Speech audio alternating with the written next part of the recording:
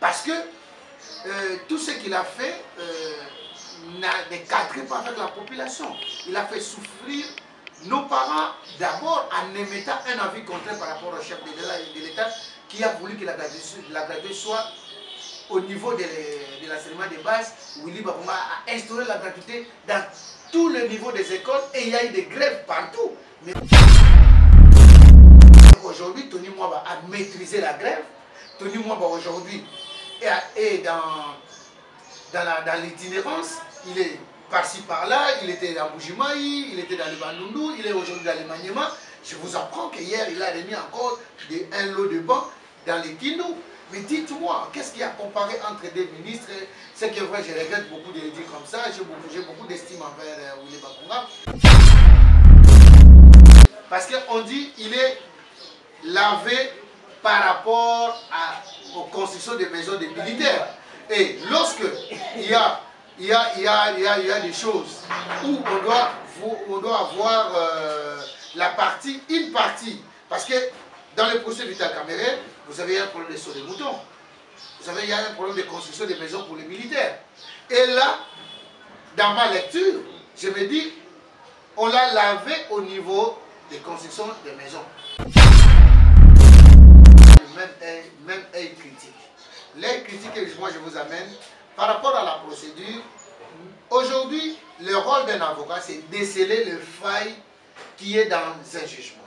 C'est pour cela que nous bénéficions de double degré de juridiction. Exact. Alors, lorsque le premier juge a déjà rendu son verdict, c'est tout à fait normal, c'est toujours le droit qui est dit.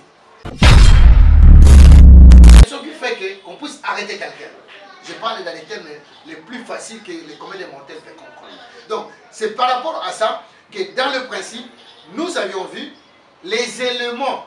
Et si au moins la défense de Vital Kamerhe était capable de se défendre, mais vous voyez les procès aussi, par rapport au temps, les éléments nouveaux peuvent venir et donner une autre lecture au deuxième juge. Profondeur TV, la télévision aux informations crédibles. Mesdames et messieurs, bienvenue. C'est un réel plaisir de vous retrouver de nouveau dans le cadre de cette émission, le détail de Profondeur Télévision. Nous sommes très heureux de vous savoir très nombreux à suivre cette émission. On revient sur l'actualité qui reste dominée par l'acquittement de Vital Kamerhe, ancien directeur du cabinet du chef de l'État. Il a été condamné en juin 2020 à 20 ans de travaux forcés au premier degré. Il est allé en appel. Certains a été réduit à 13 ans de travaux forcés, puis annulé par la Cour de cassation, et nous avons appris depuis hier son acquittement définitif. Est-ce que c'était réellement un procès qui avait trait à la justice ou c'était justement des arrangements politiques? On en parle au cours de cette émission. On va aussi revenir sur le conclave du l'EAC. Vous avez appris plusieurs résolutions qui ont été dégagées à l'issue de ces conclaves. Il y a notamment la force régionale qui doit être déployée en République démocratique du Congo pour combattre aux côtés des forces armées de la RDC. On va tenter d'analyser ces deux principaux sujets. On ne va pas aussi oublier la campagne menée par le ministre de l'Université Tony Mwaba, pas une école sans banc. On en parle au cours de cette émission avec sur ces plateaux M. Wilson Nzemba, à qui je voudrais dire bonjour. Bonjour Hervé, bonjour à Profondeur Télévision, pour votre visite. Je crois que nous allons discuter ensemble l'actualité, en commençant par Vital Kamerhe, l'ancien collaborateur du chef de l'État, du cabinet. Et puis nous allons aussi donner quelques avis par rapport à l'actualité qui nous vend tous les jours dans le pays. Nous sommes disponibles. Comment allez-vous? Oui, on tient. C'est vrai que sous la fièvre de la guerre de l'Est, aujourd'hui tous les Congolais, les esprits sont penchés vers l'Est. Je tiens ici à encourager nos forces armées congolaises, nos services de sécurité, la police nationale congolaise. Tous, nous vous disons, nous sommes de cœur avec vous. Nous allons continuer à prier pour vous et je demanderai aussi à la population d'être assidue, vigilant, parce que l'ennemi est dans nos murs. Nous devrons faire face à l'ennemi dans tous les sens. L'ennemi a l'intelligence quelquefois avec ceux qui sont à proximité avec nous, mais nous sommes appelés à être vigilants et à dénoncer à tout point de vue. très bien, on va parler de l'actualité, mais avant d'entrer dans les vifs de notre sujet, j'aimerais qu'on puisse faire un peu les points sur ce qui se passe au niveau du ministère de l'EPST. Vous avez suivi avec moi le lancement de la campagne Pas une école sans banc, c'est une initiative du ministre Tony Mwaba. Mais il y a quand même des questions qui taraudent l'esprit des Congolais. On a connu sous notre tête à Pogno, comment on a appelé ça encore, 1000 écoles, je crois, opération 1000 écoles. Willy Bakonga est arrivé, il a... C'était quoi, c'est lui d'ailleurs qui a commencé avec Pas une école sans banc, et aujourd'hui Tony Mwaba est aussi sur la même voie. Est-ce qu'à ce jour vous êtes convaincu qu'il y a déjà des actions palpables sur le terrain? Nous allons commencer par rectifier lesquels, mais c'est Magada Pogno est passé ici pour 1000 écoles par année, il n'a jamais fait. Il a promis aux Congolais qu'on devrait avoir des écoles. Cher ami, je t'ai dit, depuis que les écoles, nous avons commencé avec les écoles que les Belges ont laissées, permettez-moi, Magada Pogno n'a pas construit les écoles pour la République démocratique. Je dis par rapport à Willy Bakonga, mais écoutez, s'il y a des choses qui sont plus médiocres dans ces pays, je crois que ce ne sont pas des exemples à suivre, ça c'est pas grave. Vous avez vu ici, on nous a fait voir. Et notre confrère a fait des investigations là-dessus où on a vu qu'il y avait même des lave-mains. On est allé faire des commandes auprès des quincailleries. Imaginez dans quel pays où il y a un ministre qui est même chez lui-même dans les Tchouapa, je crois il dit Tchouapa ou quelque chose comme ça. Pas trop. Il y a même pas, il y a encore des écoles, des gens qui sont assis sur des morceaux de bois. Et aujourd'hui, quand tu parles du projet Pas une école sans banc, projet de Willy Bakonga, je dis c'est archi faux. Je crois que vous n'aurez pas la mémoire courte, parce que moi j'ai une mémoire d'éléphant, mais c'est Willy Bakonga nous a fait poireauter ici. Qu'est-ce qu'il n'a pas donné, qu'on a vu ici, et en fin de compte, il a tenté de détruire le pays, parce que tout ce qu'il a fait ne cadrait pas avec la population. Il a fait souffrir nos parents, d'abord en émettant un avis contraire par rapport au chef de l'État, qui a voulu que la gratuité soit au niveau de l'enseignement de base. Willy Bakonga a instauré la gratuité dans tous les niveaux des écoles, et il y a eu des grèves partout. Mais aujourd'hui, Tony Mwaba a maîtrisé la grève.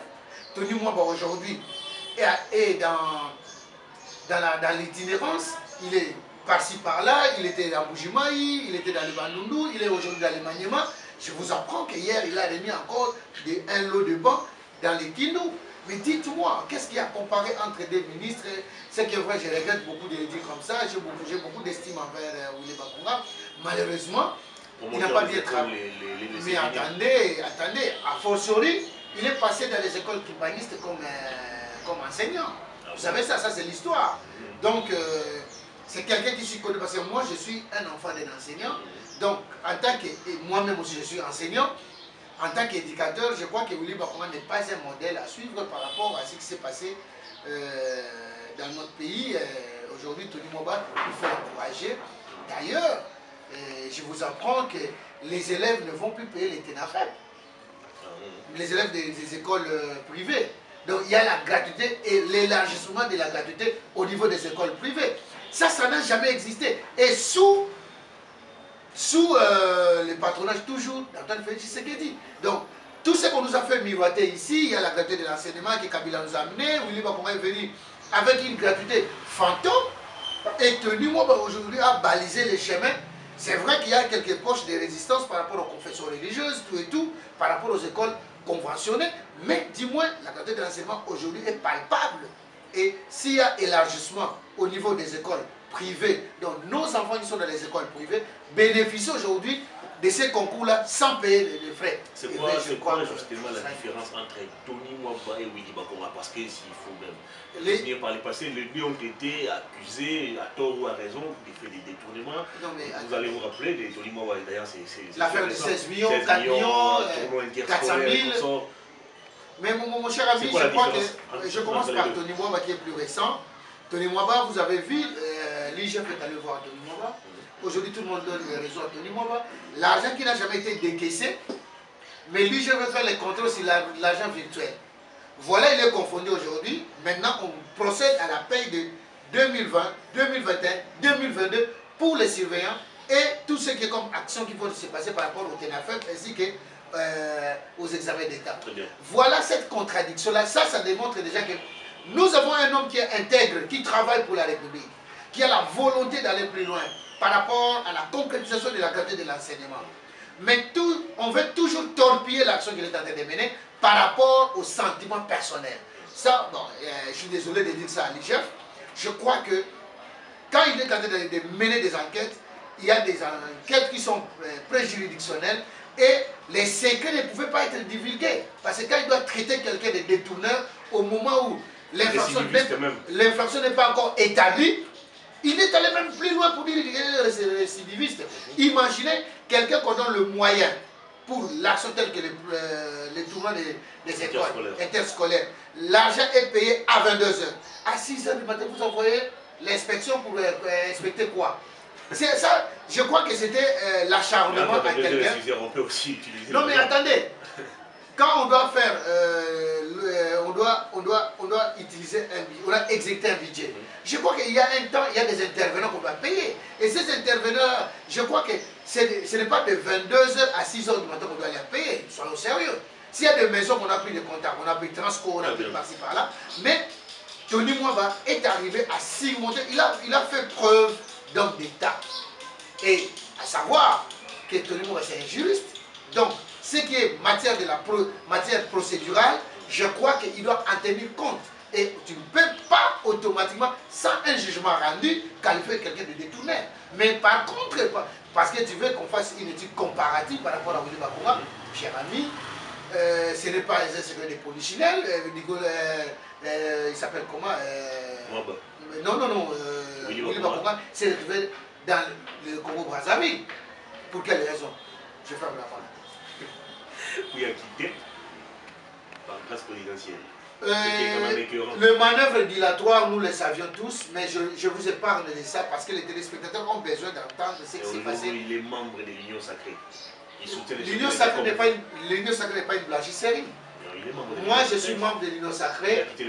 Non, mais écoutez, ça c'est cette mutation-là. Je ne veux pas parler de la transhumance, mais cette mutation-là, qui est quelquefois émaillée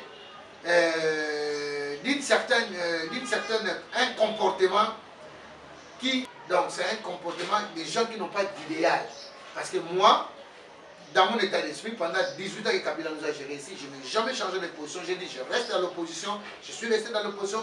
Aujourd'hui, Antoine Félix Tshisekedi qui est au pouvoir, je travaille avec lui, et c'est ça l'essence. Très bien, on va entrer dans le vif du sujet, c'est le dossier Vital Kamerhe qui fait couler beaucoup d'encre et des salives au niveau de l'État. Vital Kamerhe est condamné à 20 ans de travaux forcés en juin 2020, pratiquement une année après. On va aller en appel, on passe de 20 à 13 ans, et puis la Cour de cassation va casser les jugements. Il faudra procéder à une nouvelle recomposition des juges et consorts. Et finalement, Vital Kamerhe est acquitté définitivement. Mais ça, je veux avoir votre lecture juridique. Vous êtes aussi juriste, ça c'est votre côté scientifique. Alors dites-nous, l'acquittement de Vital Kamerhe, est-ce que c'est le droit qui a été dit ou c'est des manœuvres politiques? D'abord, dans le dossier Vital Kamerhe, il n'y a pas de manœuvre politique. S'il y avait manœuvre politique, je crois que les chefs de l'État allaient peser de tout son poids en tant que garant de la nation. Et en plus, c'est lui qui est le juge suprême, ça vous le savez. Alors, donc, si c'était une affaire politique, les chefs de l'État allaient peser de tout son poids, soit Vital Kamerhe devait être cloué au pilori pendant tout ce temps qu'il fallait, soit il y aurait effacement de Vital Kamerhe sur le plan politique. Mais vous allez vous rendre compte, une fois que le chef de l'État a fait une interview à Goma, il dira Vital Kamerhe, c'est un homme bien. Il est sérieux, il est crédible. Et le pays peut avoir besoin de servir dans les jours qui viennent. Donc, l'hypothèse politique, tout, ça résumait tout. L'hypothèse politique. Oui. Mais sur le plan procédural, par rapport au droit, les droits qui étaient dit, mon cher ami, c'est clair. Quand une affaire est allée en cassation, et la cassation a déjà cassé le système, et a renvoyé l'affaire au niveau de la cour d'appel, le deuxième juge ne vient pas pour le fond, il vient en commençant par la forme. Et tous nous savions que les dossiers Vital Kamere, au départ, la forme était biaisée. Et c'est pour cela que tu verras Vital Kamere va monter dans ses chevaux pour faire face, si bien qu'il n'est pas juriste, il voulait se faire juriste lui-même. Et dans la procédure, lorsqu'il y a anguille sous roche par rapport aux éléments probants et prouvant la culpabilité d'une personne, la personne sera condamnée. Et lorsque on revient pour la seconde lecture ou pour le second jugement, au deuxième niveau, le double degré de juridiction, c'est ça les privilèges. Voilà, aujourd'hui, Vital Kamere a bénéficié de ce privilège de double juridiction parce que, en allant à l'appel, les juges ne viennent pas pour juger d'abord dans le fond, il va commencer par la forme. Or, parce que c'est un juge de forme, et dans le jugement de forme, tous nous le savions en âme et conscience que la procédure était biaisée en amont. Voilà, aujourd'hui il a découvert sa liberté, et moi je sous-entends, je vis la partition du procès, parce qu'on dit qu'il est lavé par rapport aux constructions des maisons des militaires. Et lorsque il y a des choses où on doit avoir une partie, parce que dans le procès Vital Kamere, vous avez un problème de saut des moutons, vous savez, il y a un problème de construction des maisons pour les militaires. Et là, dans ma lecture, je me dis, on l'a lavé au niveau des constructions des maisons. Attendons voir. Non, mais l'affaire est close. Non, l'affaire est close par rapport à Sami Jamal. Non, mais Vital Kamere. Mais est-ce que vous avez vu l'OVD là-dedans? Est-ce que vous avez vu Robank là-dedans? Voilà. Donc ce sont des aspects que nous ne mettons pas en compte. C'est parce que tu m'as dit dans quelle lecture. L'OVD a été déjà libéré depuis. Vous m'avez posé la question avec une lecture juridique. Et lorsqu'on dit dans l'affaire, parce que par rapport au dossier Vital Kamere, il y avait beaucoup de filières qui ont pris compte. C'est pour cela que vous avez vu, avant le rendu du jugement soir, on a renvoyé à 2 fois. Parce que, vu le nombre des éléments que les tribunaux devraient lire d'abord et entrer en contact avec tous ces institutions, c'est pour ça que vous avez vu la remise à 2 fois. Je reviens sur ce que vous avez dit ici en termes de votre analyse. La procédure, la forme ont été biaisées dès le départ. Comment nous en sommes arrivés à une condamnation, sachant que la procédure dès le départ a été biaisée? Est-ce que le ministère public, les avocats de la République, même les tribunaux, le juge Yannick qui est décédé à son âme, c'est lui qui l'a passé ici, j'ai oublié son nom. Tous ces gens, comment n'ont-ils pas compris qu'il y avait, que la procédure était écoutez, il y a un problème, peut-être que je comprends que c'est la lecture d'un communicateur, d'un communicologue plutôt, mais je ne suis pas communicateur, c'est communicologue. C'est la lecture d'un communicologue par rapport à un juriste. Nous n'avons pas le même œil critique. L'œil critique que moi je vous amène, par rapport à la procédure, aujourd'hui, le rôle d'un avocat, c'est déceler le faille qui est dans un jugement. C'est pour cela que nous bénéficions des doubles degrés de juridiction. Exact. Alors, lorsque le premier juge a déjà rendu son verdict, c'est tout à fait normal, c'est toujours le droit qui est dit. Ce n'est pas, quand il y a condamnation, c'est le droit qui est dit, et quand lorsqu'il y a libération, ce n'est pas le droit. De toutes les façons, le principe est qu'on puisse libérer quelqu'un. Mais c'est l'exception qui fait qu'on puisse arrêter quelqu'un. Je parle dans les termes les plus faciles que les communs des mortels peuvent comprendre.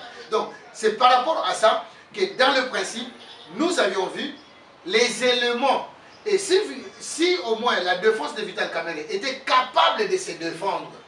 Mais vous voyez les procès aussi, par rapport au temps, les éléments nouveaux peuvent venir et donner une autre lecture au deuxième juge. Et ce sont des éléments nouveaux qu'on a amenés devant le juge de cassation qui a fait que le juge de cassation puisse renvoyer l'affaire au niveau de la cour d'appel et la cour d'appel a rendu le jugement. Très bien, ça on l'a compris. Maintenant, on entre dans ce qui dérange un peu au niveau de l'opinion. Oui. On a quitté Vital Kamere, oui, c'est le droit qui a été dit. Insuffisance des preuves, c'est la raison avancée par la cour d'appel. Tout à fait.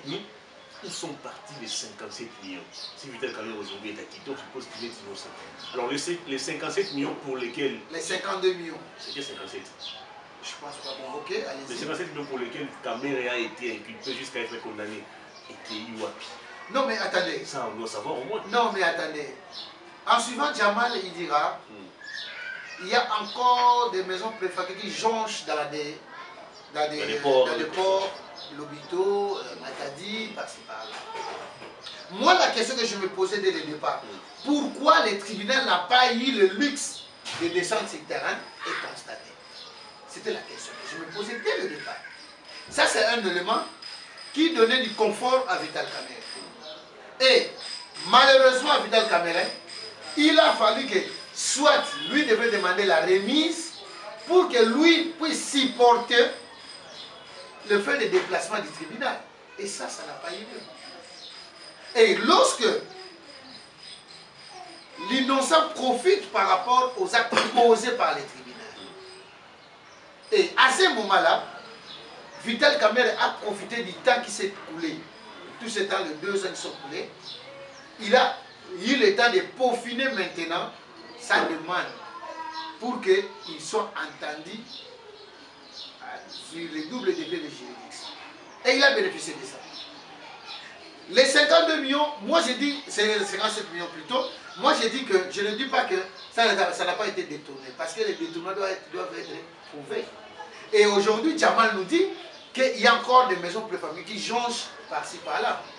C'est qui t'a acquitté, Jamal, qu'il puisse continuer le travail. Voilà, parce que les 52 millions, on sous-entend que ça existe, parce que pour Jamal, il n'y a pas eu de détournement. Donc, qu'il puisse achever le projet, et nous allons constater ensemble. S'il n'achève pas à ce moment-là, l'État peut recourir, ou une tierce personne peut encore porter plainte contre lui.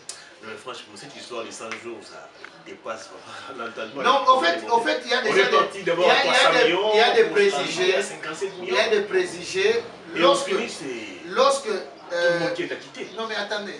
Si les infractions ne sont pas établies, comment est-ce que vous voulez que moi, en tant que juriste, je puisse émettre un avis contraire par rapport à un jugement rendu? Et les juges, attention. Le nous a prouvé ici qu'il y avait des détournements. Tout est parti des révélations de ces enquêtes. Non, mais attendez, le ministère des Finances pouvait bien amener des éléments au banc. Non, je ne parle pas. L'inspection générale des Finances. Mais attendez, c'était ces enquêtes qui ont abouti à ces procès. Mais qu'il aille au niveau du tribunal, il a ces droits-là, vous savez. Hein? Ces droits-là. S'il trouve qu'il est lésé par rapport au jugement rendu, il y a possibilité de le faire. Ce n'est pas dit que, comme on a rendu là, qu'il y a l'acquittement de l'affaire Kamerhe, et s'il y a un élément nouveau, vous savez que on peut mettre en mouvement la procédure. Parce que Vital Kamerhe, dont la réputation a été salie, il a été présenté comme un voleur, comme un détourneur. Aujourd'hui qu'il est lavé, pensez-vous qu'il peut aussi aller saisir la justice contre la République? Non, mais il faut suivre les clauses du jugement à la fin. Vous allez comprendre cela. Vous allez comprendre cela. Dans tout ce qui est comme chef de la trésor Vital Kamerhe, il n'y a pas que seulement les détournements, la corruption et tout ça. Est-ce que dans tout ça, il est clean? Je ne pense pas. Maintenant qu'il est déjà lavé, bon, je suppose que... Non, quand on dit lavé, l'acquittement, il n'est pas blanc comme de neige. Non, ce n'est pas ça. Je te dis ceci, qu'il faut qu'on revienne sur le lieu de l'action pour dire que est-ce que les maisons sont achevées ou non. Parce que l'argent était déjà déboursé. Est-ce que la Cour d'appel qui a pris la décision de l'acquitter s'est-elle déplacée pour aller constater aussi cela? J'espère bien. Dans ces cas, les secrets des enquêtes, ce n'est pas. Dans ces cas, Vital Kamerhe est blanc comme neige. Non, mais attendez, qu'est-ce que ça s'appelle blanc comme neige? C'est ça que moi je veux. En fait, c'est la lecture des communs des mortels, c'est tout à fait normal. Je vous conjure que cette affaire a eu un débouché.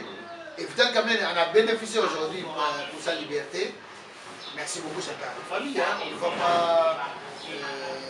Oui, comme ça. Non. Il a eu le temps. Bon, de toute façon, il n'a jamais réussi à c'est aussi une bonne leçon. Non. Il est allé se reposer au centre Nganda. Ok, moi je vous informe qu'il n'a bien arrêté au centre Nganda. Non, mais non, moi, vous êtes journaliste. Oui. Moi, je n'avais pas l'information. Faire semblant. Non, pas faire semblant, je n'ai pas intérêt. Mais écoutez, si Vital Kamerhe a retrouvé sa liberté, moi je ne peux que dire que les droits étaient dit. Alors si on doit prendre l'aspect purement politique, Oui. Vital Kamerhe a quitté aujourd'hui, bien avant même son acquittement, déjà, du moment où on a accordé la mise en liberté provisoire, il y avait déjà des sources qui faisaient savoir que Vital Kamerhe était pressenti Premier ministre pour remplacer Jean-Michel Samalukonde dont les résultats ne sont pas vraiment palpables et visibles. Est-ce qu'aujourd'hui vous pensez que Vital Kamerhe serait une bonne personne pour briguer la primature? Alors Vital Kamerhe est pressenti Premier ministre en remplacement de Jean-Michel Samalukonde. Est-ce que vous voulez à ce jour exhumer, comment vous avez appelé ça encore, votre accord qui est l'UDPS et l'UNC, voilà l'accord des Nairobi? Mais écoutez, d'abord, par rapport à la carte que vous me présentez, je ne vois pas l'opportunité. Ah, comment ça? Ah, mais oui, je ne vois pas l'opportunité. Mais on n'en disconvient pas. Mais écoutez, il y a ces ministres qui sont là, les ministres de l'INC, ou le MAC. Est-ce que pour qu'on puisse mieux vivre, il faut que Vital Kamerhe soit Premier ministre dans ce pays? Je ne pense pas. Mais du moins, je lui souhaite bon vent.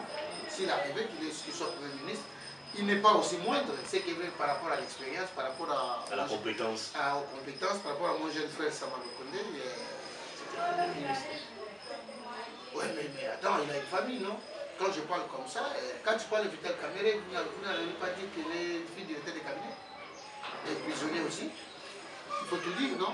Mais plutôt par rapport à Samalukonde, je ne vois pas. Il n'y a pas photo, il n'y a pas match. Vital Kamerhe a beaucoup d'expérience, il a beaucoup d'expertise par rapport en matière de gestion de la chose publique. S'il arrivait qu'un jour, dans les secrets de la royauté, le chef de l'État, il suffit que le chef de l'État l'appelle comme Premier ministre, je lui souhaiterais bon vent. J'espère qu'il fera le mieux possible pour effacer et de nous donner un autre tableau de Vital Kamerhe qu'on connaissait qui était au Parlement. De Vital Kamerhe qu'on connaissait que c'est un garçon très intelligent, très bouillant. S'il le fait, ça sera pour le bonheur. Comment voyez-vous l'avenir de Vital Kamerhe sur le plan politique? Va-t-il réintégrer les institutions ou il va observer une distance en attendant peut-être 2023 ou après? Ça sera la plus grosse erreur s'il le fait pour s'écarter de la chose publique. Ce sera la plus grosse erreur. Mais aujourd'hui, je crois qu'avec la possibilité que la justice lui a donnée, il est grand temps de se refaire surface. Il est grand temps de se faire la santé politique, pas la santé financière. Parce qu'il a déjà la santé financière. Il est grand temps qu'il le fasse parce que les enjeux sont de taille. Nous avions affaire à ceux qui sont autour du chef de l'État, qui font le travail, et ceux qui sont aussi aujourd'hui là comme opposition, qui sont donnés de torpiller l'action du gouvernement. Et Vital Kamerhe, c'est un homme de situation. Une autre question qui me revient à l'esprit, ça c'est... On revient un peu en arrière sur le plan juridique. Vital Kamerhe aujourd'hui a quitté, vous allez vous rappeler, lors de sa condamnation, il a été privé de certains de ses droits civils et même politiques. À ce jour, Vital Kamerhe a quitté, est-ce qu'il récupère automatiquement ses droits ou il doit encore attendre et suivre une certaine procédure? Est-ce qu'en 2023, Vital Kamerhe est déjà présidentiable? Est-ce que Vital Kamerhe est... Après 20 jours, il a droit à un certificat de non-appel, non? Ça, c'est déjà un point. Et puis, par rapport à ses immunités, s'il avait des immunités ou des privilèges, automatiquement, après les prononcer, il en bénéficie.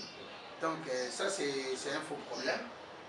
C'est un député, oui, voilà. Donc, il peut réintégrer l'Assemblée nationale. C'est question seulement qu'il fasse des démarches administratives. À ce moment-là, il peut réintégrer, ça ne pose pas de problème parce qu'aujourd'hui, au moins, il est acquitté de ce qu'on lui reproche. Et il n'est plus aussi prisonnier comme vous m'avez laissé entendre ici, qu'il était hospitalisé. Donc, il n'est plus un malade prisonnier. Il est un homme libre. Et il peut mener aussi des actions. Attention, Vital Kamerhe peut aussi porter plainte contre la République dans les instances internationales. Il a été diffamé, de toute façon. Bon, pas diffamé comme tel, mais il était lésé dans son moi intérieur. Parce que ça touche à la dignité humaine. Très bien. C'est comme père de famille, tout comme ses enfants pouvaient aussi monter au prénom et puis demander des dommages et intérêts à la République. Touche déjà à la fin de l'émission, en 5 minutes, si on peut aborder cette histoire. Les conclaves de la communauté de l'Afrique de l'Est. Qui était là, Kagame, Uhuru Kenyatta, Museveni et consorts. Cette idée de déployer la force régionale au niveau de la RDC, qu'est-ce que ça vous dit? On est déjà dans cette histoire de mutualisation des efforts avec l'Ouganda, je crois, ça nous pose déjà un petit souci avec le fils Museveni qui est chef d'état-major, qui de temps en temps fait des déclarations qui perturbent un peu les choses. Aujourd'hui, qu'on doit encore déployer ici chez nous une force régionale, qu'est-ce que ça vous dit? Merci beaucoup. Les chefs d'État, ça je commence par stigmatiser d'abord tous ceux qui se rencontrent dans la rue pour dire que le chef de l'État a signé un accord en Nairobi. Non, ça c'est faux. Le chef de l'État n'a pas signé un accord en Nairobi. Le chef de l'État a signé le livre d'or protocolaire de tous les États, comme ça a toujours été partout, on appelle total. Plus loin, Kagame s'entend, comme on l'a dit, certains s'en vont venir, puis venir ses enfants en parlant, sans témoin. Kagame était hyper énervé, vous l'avez vu, quand il s'adressait à ses militaires. C'est pour dire qu'il va aller faire la guerre dans les espaces où il y a plus de terrain. Or, au Congo, nous sommes un pays hospitalier. Nous avons accepté. Il y a des Rwandais qui vivent ensemble avec nous, qui n'ont jamais été inquiétés. Et que nous ne souhaitions pas qu'ils soient inquiétés. Mais si Kagame ne revient pas dans les raisonnements rationnels d'un humain, nous sommes obligés à prendre les armes et aller vers le Rwanda. Et aller vers le Rwanda.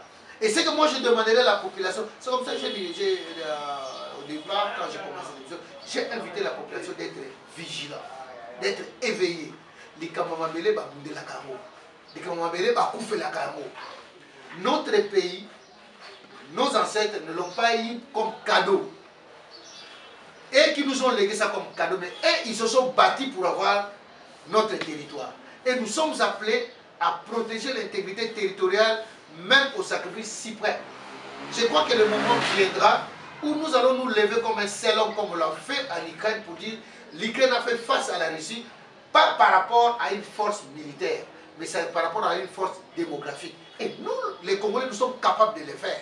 C'est pour dire que, pour revenir par rapport aux assises de Nairobi, les chefs de l'État, au fait, les EAC plutôt, c'est les tribunes que Kagame a toujours profité de ça depuis la nuit des temps. Alors, nous, on devrait contourner cette politique-là, au lieu de rester seulement dans les SADC, parce que Kagame savait déjà les faiblesses des SADC. Alors, il profite des EAC pour attaquer les Congo, en même temps en collaborant avec l'Ouganda. Si bien que l'Ouganda, nous avons déjà fait des accords de mutualisation avec. Mais alors, la colère de Kagame ne réside pas seulement par rapport au conflit frontalier, mais Kagame a vu naître chez nous déjà l'usine de transformation aurifère, donc pour le traitement de l'or. Alors que dans... Parce qu'on n'a pas un accord signé avec Kagame par rapport en matière militaire avec lui. Dans les plans économiques, c'était juste un seul accord qu'on a signé par rapport à l'usine de transformation de l'or qui est chez lui et qui est l'exploitation chez nous. Alors, Kagame, pour lui, il se sent déjà lésé. Parce que pour lui, il veut avoir le monopole de la vente de l'or en Afrique au moment où il ne produit pas de l'or.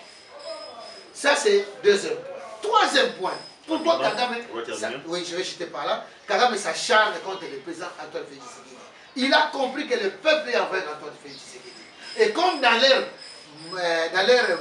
plan machiavélique de détruire le Congo pour amener le tribalisme, le clientélisme, le séparatisme, maintenant, Antoine Félix ne veut pas aller sur cette voie-là. C'est pour cela que vous voyez, Kagame est affolé, troublé, désemparé, perdu, et il veut comme un chien arrangé pour attaquer les Congo, mais il ne s'en sortira pas si jamais il risque de laisser même sa peau à revenir. On va terminer l'émission en 30 secondes, la caméra est là devant. On va terminer notre République et on va se séparer. J'invite le peuple congolais à être comme un seul homme. Nous sommes en guerre, les pays est à... Cette émission est terminée. À toutes et à tous, merci d'avoir suivi. Au revoir.